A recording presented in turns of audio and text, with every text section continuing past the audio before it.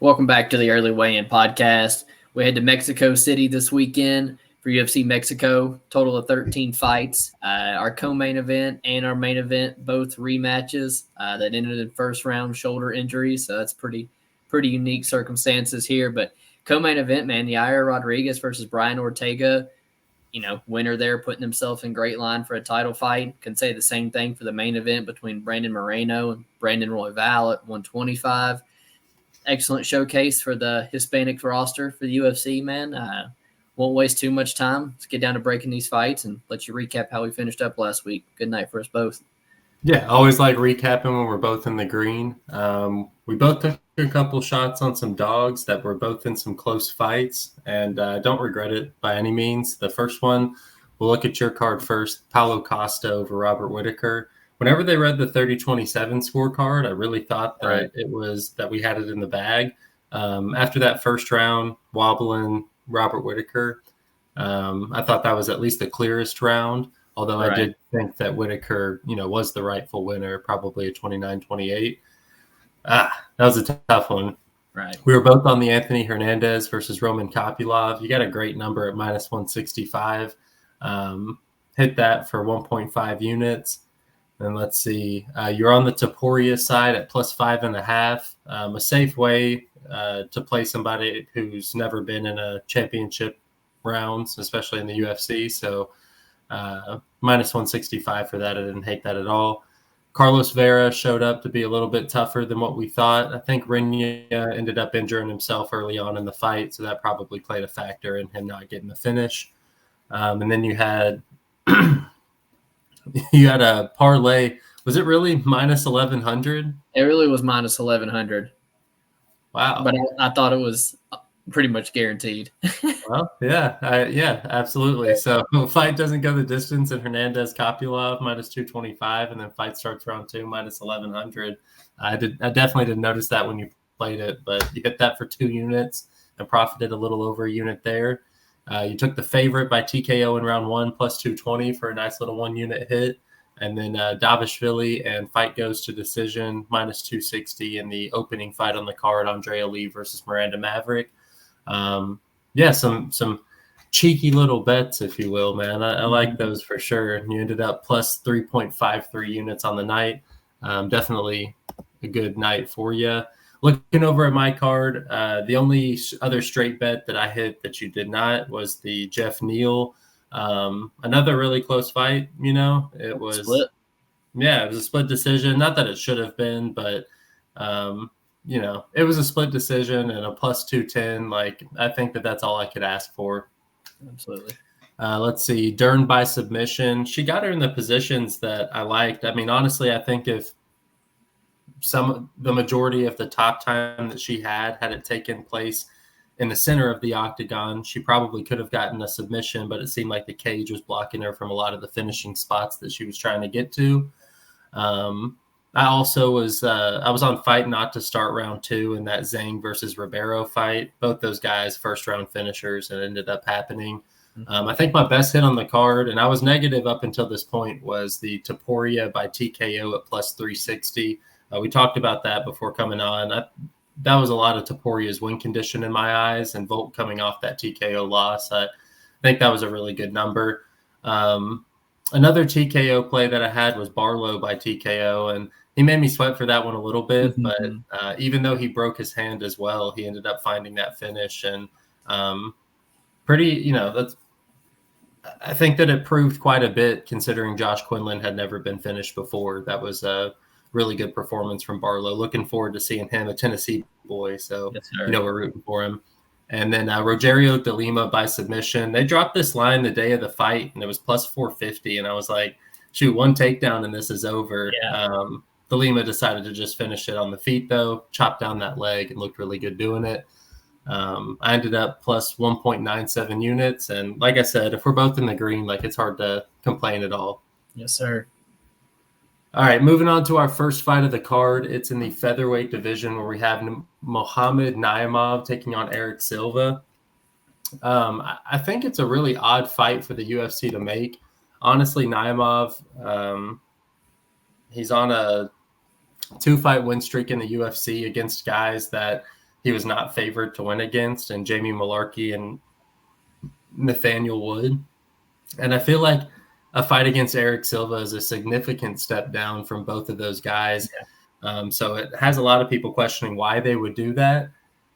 I think that Erik Silva, there's still a little bit of question marks around how good he is. We saw him lose to TJ Brown, who has a pretty straightforward game plan. It could be that, styles make fights, and that just was not his fight, a heavy wrestler like TJ Brown. But I still think that it's not fair to call him a bust or not here. So him sitting at the plus 425, plus 400, it seems like the line's kind of gotten out of whack here. Muhammad Naimov coming in as a plus 350 in his last fight, and then now being a minus 500 doesn't seem too justified. It seems like almost a Victor Henry line whenever he came in and won a fight that he might not should have, and then he came back and was like a minus 400 in his next fight and dropped the ball. This just doesn't seem deserved. So Naimov's the pick, but I'm tempted to play Erik Silva here, and just the fact that I don't think that either one of these guys have proven anything to be that big of a favorite. Yeah, so I am on the Naimov side. I have him parlayed, but at minus 260, and now it's double that at minus 500. You don't really like all that action on your side a lot of times, but it's easy for me to get to the Naimov side here, though. I feel like on the feet, he's the better striker. Technically, more power. I like his kicks. I feel like he's the way better wrestler, top control of the two. I think he's proven to me to have the better gas tank, an angle we've looked at here. I think he's the younger fighter with more experience. Silva, a 37-year-old guy who I do think a lot of his game relies on being able to find the submission. And you kind of referenced that TJ Brown fight. I was on Erik Silva that fight. I thought TJ Brown, very low IQ fighter, bad gas tank, would make a mistake like he always does and get stuck in Erik Silva's guillotine. And I was left with a bad taste in my mouth with Erik Silva that night, just truth be told. I wasn't impressed with the gas tank whatsoever. I wasn't impressed with the striking. Not a very good guy at winning minutes overall. And I just feel like Naimov's got him covered everywhere. So while I might not necessarily agree with this, 82, 83% that they're getting on earlier in the week, I did think he was a rightful side. So I'm on the Naimov side with you, but at the present number, can't hate any buyback on Erik Silva. Dropping down to the men's flyweight division, we see Victor Altamirano taking on Felipe dos Santos. Felipe dos Santos, one of the more impressive debuts of 23, despite losing. But I feel like he left us all super impressed with his fight with Manuel Kopp. The guy's only 23 years old, super dangerous on the feet, looks durable as can be. Some of the flying knees. The guy looks dangerous. He looks explosive. And I do think there's a bright future for him at such a young age. With Victor Altamirano, I think he's a pretty decent kickboxer. He spams a lot of kicks. A lot of his fights have been fought at a crazy high pace, where I do think he's shown a pretty decent gas tank. The thing with Victor Altamirano is that I feel like the takedown defense, very suspect. I think there's very little from Victor off of his back, and pretty much a blueprint, a clear path for guys to go out there and beat him. So I'm excited to see Felipe bounce back from his first career loss. I'm excited to see if he has the IQ to make this fight easy and go to his ground game. Going toe-to-toe with somebody like Kopp, it's enough for me to be on the Felipe dos Santos side here. But, going from a massive underdog to a big favorite, I kind of want to gain some some data here on him. I don't think I want to see him get some UFC wins before I'm laying this kind of price tag on him. Yeah, absolutely.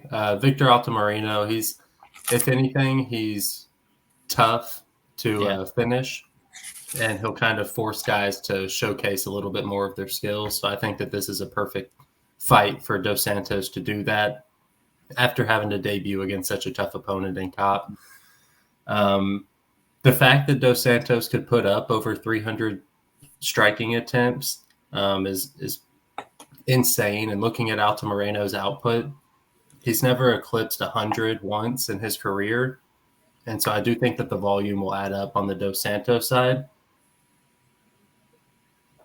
At the current price tag, though, I'm with you. This is a layoff spot for me. So definitely, I'm with you on the Dos Santos side, but not playing that price tag. Let's see. Moving on to Luis Rodriguez versus Denise Bondar. I don't really consider Bondar to be UFC caliber. His last loss against, let's see, what was it? Yeah, Carlos Hernandez. It's a technical decision, but it's one of the most brutal knockouts of the year, man. Yeah. I think that's a really tough one to come back from. And considering where Bondar is in his career and the outcomes of his first 2 UFC fights, I think that this is probably the last fight in his UFC career. And this does seem to be like a fight where they've called up Luis Rodriguez, a Mexican fighter, to come in here and get a winnable fight. The line also seems to be dropping in Luis Rodriguez's favor. I think he's got some wrestling upside. I think he's got a little bit unproven, but Denise Bondar hasn't shown me that he's in a UFC type of caliber. So I'll take Luis Rodriguez here. Yeah, we see the fight pretty similar. I snatched up what was left of, I feel like, the plus money. I just got one unit at even money plus 100 there. They didn't make this guy go back to Dana White's Contender Series. They signed him on the UFC Mexico card. They give him one of the more generous flyweight opponents that you can get. I do think narrative-wise, UFC is doing what they can to get Luis Rodriguez a win here. 24 years old with already 25 professional fights, very experienced. I see a power edge in boxing on the feet for him. I see a wrestling upside. I think there's cardio upside as well. It's always nice to see a guy lose on a Contender Series and then go rep 5 wins in a row. So done his part to get back here. And I think it comes out on top here. Like you said, Dennis Bondar, potential fraudulent vibes here. Very, very padded record. They have to go look at it at 5-5, 5-4 against people with winning records, something of that nature. Yeah, I don't think his wrestling's translated over to the UFC like he was hoping. I think he's got bad striking defense. And you talk about, whether it's the injury, the nasty TKO, UFC career is definitely not gone in the direction he's wanting. And I think UFC's pretty much given Luis Rodriguez one of his easiest tests. And at plus 100, 50-50 fight, I definitely think I'm on the right side there. So happy to play that. Taking a step up to the men's lightweight division, we got Claudio Puelles taking on Faraz Ziam. If Faraz Ziam has anything to say about it, the over 2.5 at minus 180, minus 180 is going to be an absolute gift. Ziam's finish is just not translated to the UFC. Does not look very dangerous at all. Just very content to strike at range. And now he's got a massive octagon here to dance around the outside. I will give it to him. He's very sharp on the feet, very technical, very precise, but not a lot of power. And he's very little offensive grappling threat whatsoever. And the times we've seen him put on his back, he has, very little to offer, not a lot to get back to his feet either. But with the guy in Puelles, truth be told, he's just not a guy I believe in. I don't like his style. If he can't find the knee bar or the submission in general, there's just not a lot to his game. Not very polished on the feet, easily outstruck. I don't like his gas tank late in the fights. Ziam's proven to be a pretty good decision, minute winner, whereas Claudio Puelles has not. So I do feel like Ziam's the side for me. But when you have such little finishing upside and shown holes on the mat, it's kind of hard to lay minus 200 price tag. So he's a side for me, but a fight that I'm passing on altogether. So I actually like Puelles here. You talked about the lack of finishing upside on the Ziam side, which is why I can appreciate that Puelles will probably get the opportunities that he needs to be able to finish it. Even though he was kind of, embarrassed in the last time out against Dan Hooker. There were times where he got the fight where he needed it to be. He got Dan Hooker in some pretty tough spots. And, I see somebody like Faraz Ziam, like I said, just not finishing him, not giving him enough threats for him not to be able to shoot those, Imanari rolls or whatever he feels necessary to get the fight to the mat. And I don't know. I feel like we're getting a pretty decent price tag on somebody with as much finishing upside. I'd be curious to see what DraftKings has him at, scorecards no action or something like that, because he's the only guy I see finishing this fight. So if it's anything plus money, I think that that's a pretty decent spot to look at. I think that's a great play to look at. Let's see. We are going back down to the flyweight division. Edgar, the rematch between Edgar Chairez and Daniel Lacerda. We talked about this a little bit. Lacerda is one of these guys who probably has the skills in the first round to finish a good portion of the flyweight roster. Yeah. But it has not worked out in his favor yet. He's 0-6 in the UFC. But it seems like every single one of those fights, there's moments where it looks like he might be the one to get the finish, and it just hasn't panned out that way. There was an early stoppage in their last fight, and to be honest with you, I felt like Lacerda was leading the dance up until he got caught in that submission. He got Chairez down. He threw some ground and pound elbows, and then just gave up his neck. I don't think that he's a high IQ fighter by any means, but I do think that he's dangerous. The line seems to be like, it seems a little bit disrespectful. I'm curious once the other props drop, what we could get Lacerda inside the distance, Lacerda round one, because those really are the win conditions. It being up at elevation in Mexico City, I mean, that's even worse for his cardio. So none of it's really looking great for Lacerda, but if we can all admit that he's a dangerous fighter in that first round, and he's probably going to be able to get the fight where he wants it to for some time. I think that he's a decent play at plus 325 as the line's kind of getting a little crazy with Chairez minus 425. Yeah, price tag getting a little bit out of control. Definitely Paul's got, I think it could be wide, but a lot of red flags, like you talked about the cardio being suspect already. Now you throw in the elevation. I think this was scheduled even after the premature stoppage. It was scheduled again, and I think Lacerda had issues with the weight cut. So you got to throw that into consideration as well. But I do think he has the ability to find top time. I do think he's maybe the more crafty, more dangerous guy on the feet. I just think this is a bad matchup for him because while like we said, I do think in round one he's live against a lot of these guys. I just think Chairez is so damn durable that he's always going to be there in rounds 2 and 3 where Lacerda has kind of blown his wad and cardio lets him down. So, if this was any other opponent, plus 300, I'm taking the shot on it. It's hard for me to see him getting Edgar Chairez out of there in the first round, and it's even harder for me to think that Lacerda has much left after 5 minutes. So I feel like I'm going to pass on the fight. I don't really like the rebooking so many times and things. It's a little tricky. The fight's real volatile, but I'm going to go Edgar Chairez round 2 submission win. Staying at 125, Jesus Aguilar taking on Mateus Mendonca.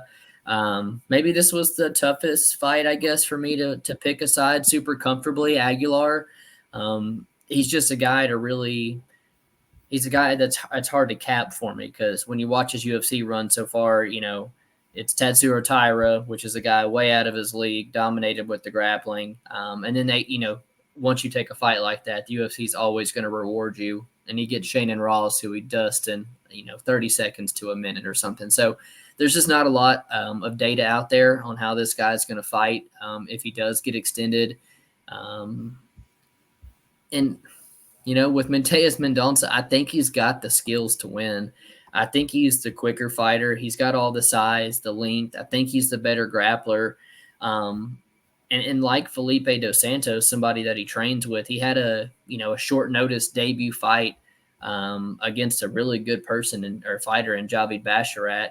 And he showed, I thought he showed really good things. Thought he showed that he can compete. And then he gets Nate Maness as a minus 225, minus 250 favorite and is rolling for knee bars, gets finished from bottom. It's one of the reasons I want to kind of keep off Felipe dos Santos this week. But Mateus Mendonca's fight IQ, I think I think you can bring that into question. I think the way he manages his gas tank as well. Now you throw in elevation.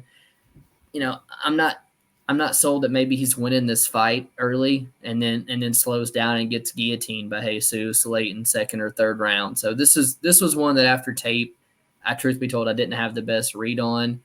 I do side with Mendonca because I think he's a better fighter. I think Jesus wins if Mendonca makes poor choices in this fight. So I do agree with the line movement. I'm going to side with Mateus Mendonca. So I think I'm on the Aguilar side, not with much conviction. I definitely like to, kind of sit on it, hear some other opinions before I make a play on it. Even though the line is coming down and plus 118 looks pretty good, it seems like Mendonca is the public favorite this week. But it's really tough for me to lay a juicy price tag on a fighter that I have not seen win in the octagon. It's just, to me, that's pretty off-putting. And Aguilar, like you said, even though he's a little bit unknown, it's kind of easy for me to throw out the Tatsuro Taira loss and the bounce back that he had, about as good as you can ask for. Not what you want to see as far as being able to gauge where he's at in his career, but I can't ask for much more. At a plus price tag, I think that he's probably the side for me in this one. Moving up the scorecard to the prelim main event, Christian Quinonez taking on Raoni Barcelos. I don't know. The question is that whether or not Barcelos is over the hill or not. He's 36 years old. He's 1-4 in the past 4 years in his last 5 fights. And it's just, I don't know. It's tough for me to say that he still has much left in the tank. Christian Quinonez, completely different point in his career at only 27 years old. Him coming off the loss to Kung Ho Kang after Kang went out there and looked as bad as he did against John Castaneda, certainly not aging well. It's a layoff fight for me. Obviously, this seems like they're kind of setting up Christian Quinonez with a winnable fight.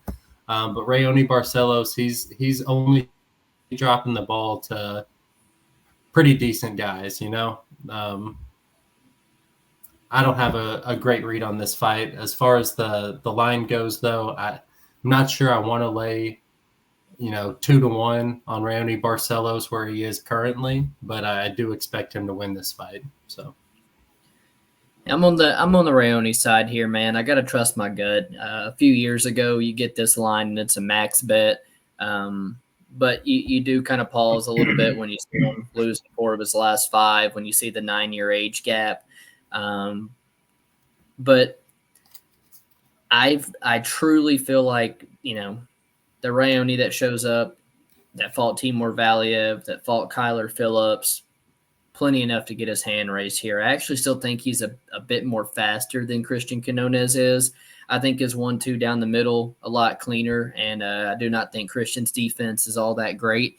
And you see the knockout from Umar, but truth be told, man, I really do think that Barcelos is a bit more durable than this Christian Quinonez guy as well. And the biggest advantage is on the mat, man. Kinyo Kong sliced through this guy, took his back, easily choked him out. Not the first time I believe he's been submitted before. And I do think Raoni has the ability to hurt him on the feet and snatch up something, or even go to his wrestling early in this fight. I think there is a significant skill gap on the mat there. So yeah, I'm going to ride with Raoni Barcelos one more time. A lot of these Mexican fighters you do see as significant favorites throughout the card. This is one of the few Mexicans that are actually underdogs. So I don't really know if the UFC really cares who wins this fight, truth be told. I feel like it's a legend like Raoni getting back on track, or cool, our young Mexican prospect got a good win over an aging veteran. So I'm not so sure the UFC has too much interest in this one. I'm on the Raoni Barcelos side here, man. Kicking off our main card at 155 is an absolute killer fight. I think the UFC knew what they were doing here. Somebody's getting finished in my eyes. Just the truth about Chris Duncan, I've kind of always doubted the guy. The first fight against Sloppy Balls, and then I tried to fade him against Charlie Campbell. I tried to fade him even betting Omar Morales. And I will say there's been improvements from the guy. You know, the gas tank looks a little bit better. He's way more willing to go to his wrestling instead of making it a brawl, which I absolutely think he would need to do here as well. Because I think the chin issues could rear their ugly head again, man. You know, Chris Duncan's a guy who I think is a little bit hittable and a little bit slow. Manuel Torres, I think, fights really long, looks really, really big for the weight class. I think his hand speed's a lot quicker. You see the uppercut that he hit Camacho with. I mean, you know, it seems like Chris Duncan doesn't see the uppercut coming. I just feel like Manuel Torres, well, a lot of it is in round one. I don't think he's seen a second round in 6 years.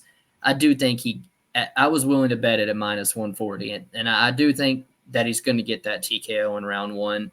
But I do see the path for Chris if he survives an early storm. I do see maybe some wrestling down the stretch, maybe an advantage in the cardio. But I do think he has to weather a very early storm in order to get his game going. So I was comfortable with minus 140. And I do think if I want to buy back on Chris Duncan live, if I see this fight swinging, that'll be an opportunity for me as well. But I do have Manuel Torres by first round TKO. I was considering a Torres bet early in the week, especially after tape study. It's just, you see guys like, hold on, if I look back on it, guys like Charlie Campbell in his Contender Series fight, catch him, almost finish him, almost, you know, didn't let him into the UFC. Manuel Torres looks like a significant step up in striking to Charlie Campbell, in my opinion. That being said, Torres's defense isn't that great either. Even though, you know, there are some unknowns on his cardio, I think that there are some glaring holes in his striking defense. Chris Duncan, I think that he could exploit it. All that to be said, Chris Duncan's does look a little worse. Torres looks a little quicker to the punch, which is why I favor him to catch Duncan first. But ultimately, I think I'm looking at this fight to end by TKO, see if I can get like a minus 160 or something like that whenever DraftKings drops it. That's probably how I'll look at playing this fight.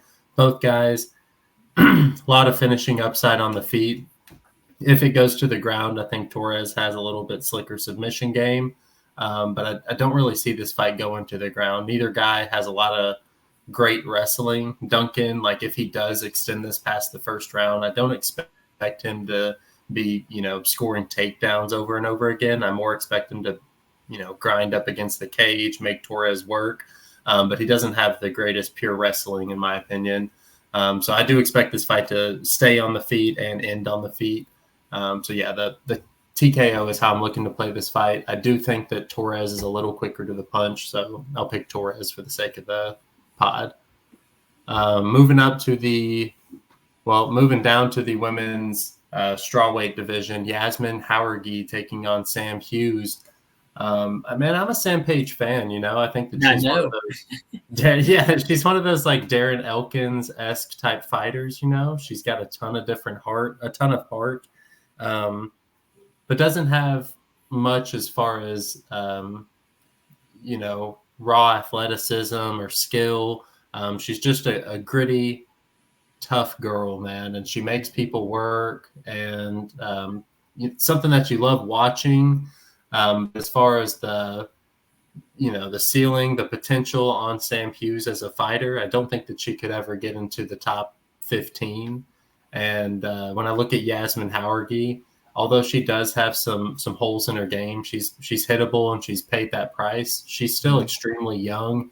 And when she is showing the best side of herself, you look at her and you're like, God dang, that's upper echelon of the division. The way that she moves, it's just a little bit different than a lot of the girls that she's facing. And I think that she has a ton of potential. So I'm not even upset at the price tag at minus 550.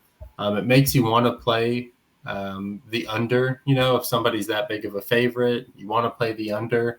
But truthfully, like you have nobody to blame but yourself if Sam Hughes is able to take a ton of punishment by Yasmine and she does hit that over. because she's been doing that her entire career. So why would it change now? So as much as I like Yasmine here, Sam Page, I think, is an opponent who's going to give her the opportunity to showcase her skills over 15 minutes. And, I think that Yasmine's the rightful favorite. So I don't have a play for it, though. Maybe, no play. You're not even her by decision, because I think you're even having to pay minus 120 her by decision. So I don't like that either. Yeah, no action for me either. Sam Page kind of got some shit in her debut for kind of, I don't know, taking the doctor stoppage on the eye against Tisha Torres and stuff. But, she has answered a lot of those questions for me since then, man. She's a tough girl. Here's the thing. I don't think Yasmine's going to blow her wad and let Sam come back on her. I don't think Sam has some massive wrestling upside or anything here. I'm actually quite okay with the line as well. You talked about when you see Yasmine on her best day, it's like, yeah, that's a future top 10 girl. And, you could never say that about the 8-5 Sam Hughes. So gritty, tough girl. When they give you a price tag like this on her, it's kind of easy to throw a little sprinkle out, but I think Yasmine's got her covered everywhere, man. And, I think they are kind of – it was like plus 200 for the under 2.5. So I even kind of looked at that earlier in the week as well. But it almost kind of feels like a trap. I feel like Sam's going to take her beating for 15 minutes, like you said. And Yasmine win a pretty clean, unanimous decision. Getting into the meat of the main card here, man. Raul Rosas Jr. taking on Ricky Turcios. I bet on Raul Rosas Jr., and truth be told, I really thought he was going to see a lot more love this week from people parlaying him just like myself, but there's actually been some buyback on Ricky, and I don't really get the love for Ricky, just truth be told. Stylistically, I think it's a horrible fight for him, I think we've seen the best of that we're going to see from Ricky Turcios. He seems to be pretty content with just coaching at the gym, showing up once or twice a year for a paycheck here, where Raul's 19 years old, getting all the UFC backing. I think this is the guy you're going to see massive leaps from between fights. In the cage, he's a far more dangerous guy. Very little finishing upside from Ricky at all. I really do think like 90, maybe 90+% of someone's finishing upside here is on Raul Rosas. I don't see a world where Ricky Turcio finishes this fight. And when you look back at Ricky's fights, anybody who's really wanted to take this guy to the ground has been successful, whether it's Kevin Natividad, High Stand, guys like Dan Arguedo on Tough. And what I think Raul does better than all of those guys is I think he is way better at jiu-jitsu, way better at controlling. I think he can find the back and lock in a body triangle and ride out minutes. I don't think the Raul Rosas has to finish this fight. I kind of think – I don't want to say I'm like crazy hype about the guy and think he's going places, but I do think his ground game is very legit, and I do think it's more than Ricky's going to be able to handle. And I think it's enough to bank 2 rounds, and maybe he loses round 3, but I don't think Ricky's that dangerous. It almost is kind of like a Charles Johnson to an extent. Like he might win round 3, but he's never foot on the pedal finishing anybody, so he's still going to lose a lot of these decisions where he's taken down.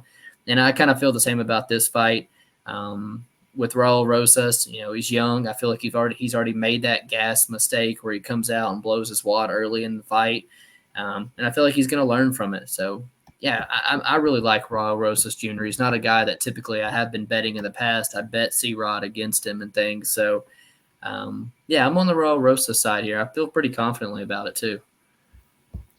I don't know, man. This just seems like yet another matchup where we could see a split decision for Ricky Turcios. It seems like they continue to match him up with somebody who has better wrestling, and it's a fight that Turcios excels at making extremely close.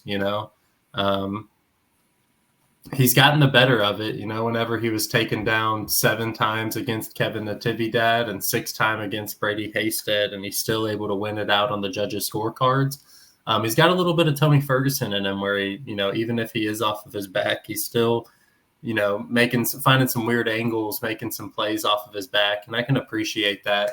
As far as betting on Ricky Turcios, though, he doesn't have the attitude of a fighter that I personally like to back. I can appreciate his nonchalantness, and it's refreshing to see a fighter who has that type of attitude towards fighting. But that doesn't mean that I, personally want to put my money on fighters who have that type of attitude. Where Raul Rosas Jr., it just seems like the UFC would do everything in their power to match him up against favorable guys. And truth be told, I think that this would probably be considered his best win to date. The two guys that he has beaten in the UFC so far have been Terrence Mitchell and Jay Perrin, and that does not tell me much. Even Christian Rodriguez, that was one of those fights where I don't think people knew how good Christian Rodriguez was, but that's not somebody who's, officially made himself a name in the UFC. He's still kind of one of these middling bantamweights in the division.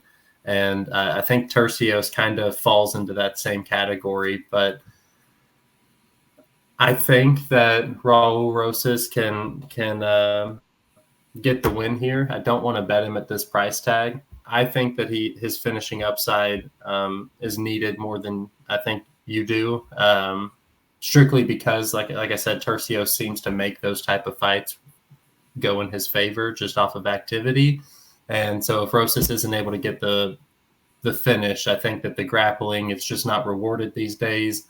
And Tercios having a history of it, it's tough to bet him there. So Raul will be the pick, but I might be considering playing like a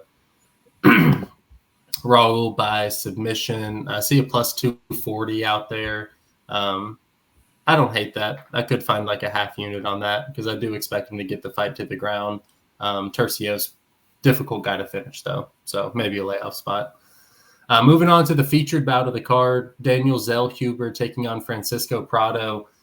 Daniel Zellhuber, I think that he's been a guy who's been pushed since he came into the UFC. He's 24 years old, 6'1" at lightweight. Looks like he has a ton of potential. He's had a stinker of a fight here or there, but whenever he's on, he looks really, really good. He's coming off of a finish off of Christos Giagos, where he showed us a little bit of his submission game and locked up an anaconda choke using those long arms of his. Francisco Prado on the other end, another really, really young prospect at only 21 years old. He's 12-1, and his first loss in his UFC career came to Jamie Malarkey, who we know and love, know that he's a good veteran of the game. And just like a lot of undefeated fighters taking their first loss, he lost a decision to a crafty veteran in Jamie Malarkey, and he bounced back against Otman Azaitar and did exactly what I would want somebody to do coming off the first loss of their career. I thought he looked exceptional. He looked dangerous with the attacks that he would throw. I kind of like his game. I could see a world where he struggles getting on the inside of Zellhuber. We talked about that a little bit before, and you're right. Zellhuber does kind of offer a tricky game trying to close the distance on him. But Francisco Prado, he takes the risks that I think are going to be necessary for him to find success here. And so at plus 230, I do think that that line's kind of gotten a little bit out of hand, and I think that there's some value on Prado, especially considering the finishing upside that he has historically in his career. I'm on the Zellhuber side too, man. I kind of compare Zellhuber a little bit to like an Ian Gary to an extent, and I kind of see this fight going kind of like Ian Gary and Jeff Neal. I kind of see Zellhuber using this big cage to dance around the outside and, just pick Prado apart from the outside. I think he throws a bunch of the kicks that are going to stifle Prado's volume. I think if Prado tries to close range, he's going to get beat up.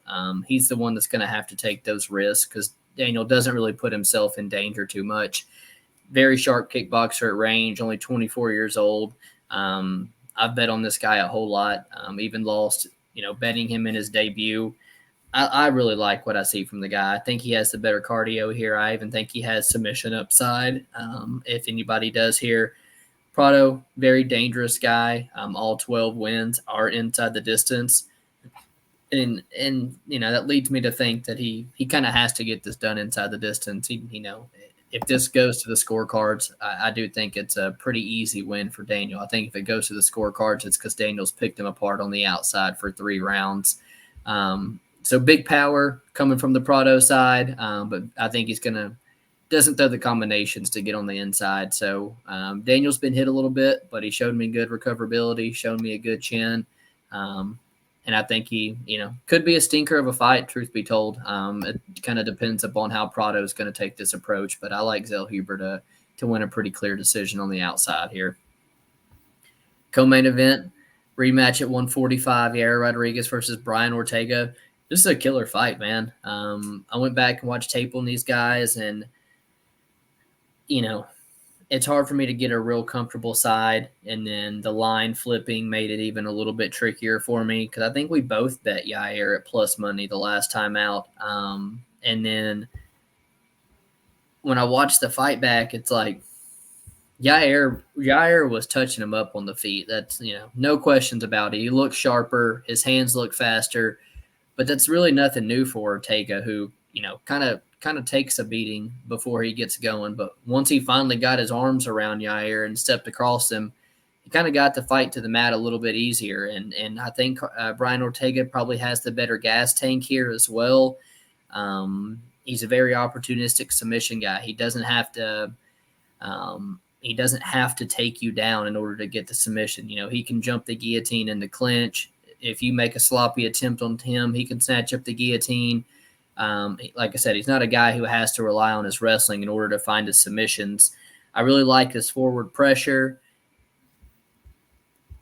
And this is a really tricky fight for me. I feel inclined to take plus money on either one of the guys, just truth be told, because I think it's a super volatile fight. I think there's a world where Yair picks him apart from the outside. Brian doesn't wear damage too well, can swell up the eyes, just be way too quick for him. But, Ortega's shown up, looked really good off of a layoff before against the Korean Zombie. And I think, Brian Ortega coming off another layoff here, healed up, ready to go. I don't know, man. I think the fight's close. And so I think Yair might get upset in Mexico on Saturday. I think the odds have a lot to do with me siding with Brian Ortega here. But yeah, I'm going to take the plus money on Brian Ortega to get the job done. So yeah, Ortega is one of those guys where he has the finishing upside at any point in the fight. He could be losing 4 rounds to none, and in the 5th round, he has the submission game to be able to lock something up and finish the fight. You look at his career historically, and it's like the only time that he's getting finished is if he's injuring himself or if the doctor steps in and stops it. So I'm personally looking at this fight, and probably right after the podcast is over, is about to release a play on the scorecards no action for Ortega, where you can still get plus money on it. And, like I said, he can take the hardest of shots, the top 10 featherweights, not historically not being a set of a division that finishes at a high clip. The times where they are finishing, it seems like it's a lot of the times it's Ortega's fights, and it's whenever he's able to lock up those submissions. So I do think that he has the upside, the finishing upside in a fight that I do expect to see, or I do expect to be very close. So this could be a complete void, but I'm pretty comfortable taking Ortega inside the distance, scorecards no action here. Don't hate that at all. Moving up to the rematch between Brandon Moreno and Brandon Raw Dog Royval for our main event. This is probably a title eliminator if Moreno wins. I'm not sure about Royval. As long as Pantoja's still got the belt, I think that Royval will probably, the reason why I think it's a title eliminator for Moreno is because he's held the belt before, so it makes a little bit more sense. Pantoja and him have a history. With Royval, it's a tough sell to try and put, Don't run back in there. Yeah, absolutely. As far as the card, though, man, Moreno's probably one of my favorite fighters. I really, really want to back him here. But right now I'm looking at his money line on DraftKings at minus 315, and that's a real chuckle. I think that's crazy, dude. I watched the first fight today, and the entire fight, like you're holding your breath. Both these guys have a ton of potential to finish the fight. Royval specifically throws from so many different awkward angles.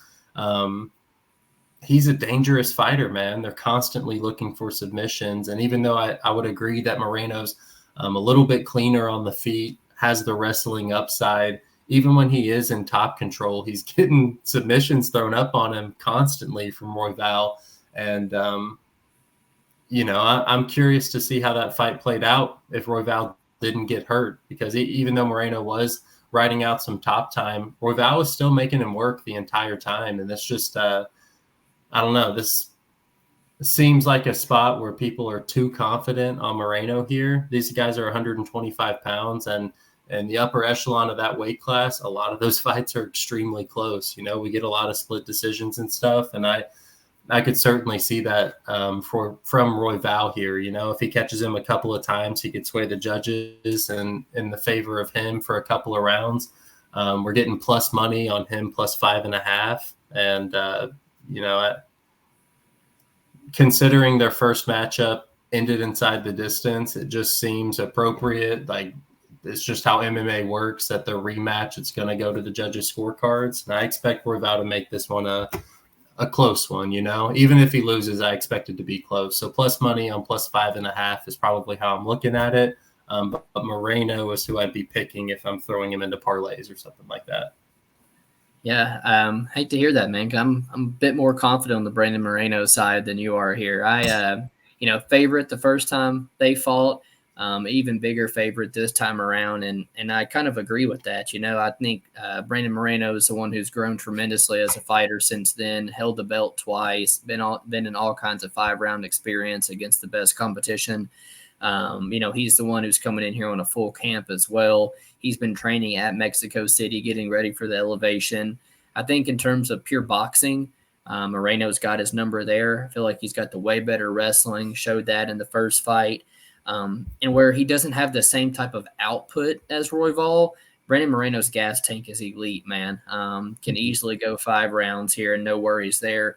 With Royval, there's always the concern on a 2-month turnaround after a hard title fight. No way he got back in the gym Monday after the title fight. I'm sure there was a little bit of time off there. And one thing about Brandon Royval that I don't necessarily like, where, it's gotten him to where he is today, but his style is very finish dependent in my eyes. He's an opportunistic finisher, but if he doesn't get that finish, it's, he typically doesn't win the fight. Like in the Bontarine fight, he's grounded the entire round 1, and it takes Bontarine gassing to win that fight. In the Kaikar France, he gets dropped and then throws like some spinning elbow, and then in the Nicolau fight, it's a knee up the middle. And while I don't want to take anything away from him, it's kind of opportunistic finishes, things that I don't necessarily like to back on at 125 either. And then you see a guy in Moreno who, outside his, tough fight that he took immediately out the gates against Pantoja, he's never been finished in his career. So I love the durability for Moreno as well. A lot of things for me to comfortably get to my minus 250 tag I got on Brandon Moreno. I see it inflating, but the card's built around this guy. Whether it goes to close decision or not, I don't see the judges giving Brandon Royval the win here in Mexico City with the card built around Moreno. So I do feel pretty confident on him. I actually got him and Naimov at minus 110 before their lines have been hit. So I got a parlay with them two to return 1.5 units. So yeah, that's my thoughts on the fight. I do think Brandon Moreno is a pretty clear favorite here, and I'm going to go with the championship round submission. Actually, I like it. Yeah. I'd love to see it. Yeah, 13 fights, man. Mexico City on Saturday. Tons of elevation. Should be interesting. I think almost every single one of these fights are showcasing a Mexican fighter as well. So nice to see that as well. And we'll be back for next week for some more fights. I appreciate you guys hanging out with us. Take it easy. Yes, sir. Peace.